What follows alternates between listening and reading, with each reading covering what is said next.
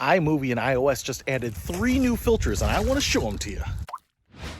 What's happening, Panda Nation? Peter Von Panda here. I just downloaded the newest version of iMovie in iOS, so it works on the iPhone and the iPad, and they added 3 new color filters, which I've been playing around with, and they're pretty cool, so I want to show them to you. This is going to be a pretty simple test. I've got my food with me here, and basically the first one is a comic book in color format. So what it does is it takes the image and it turns it into basically what you would see in a comic book. Now, I think it's actually pretty clever and pretty good, and the next one is related to that. It's actually the same thing, a comic book format, but not in color, just black and white, kind of like line drawings. And now this one is actually pretty clever too. And the thing I like about these 2 filters is that I have seen filters put on still images that are supposed to replicate comic books and line drawings that don't do as good of a job as these filters do. So that's kind of interesting.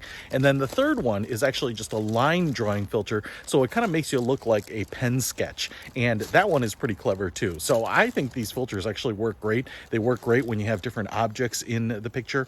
Obviously, if you have color and you need to show kind of minute differences in detail, they're probably not for you, but pretty cool new filters that you can apply to any videos that you shoot in iMovie for iOS. I'll put a link to it in the description. Peter Von Panda, out.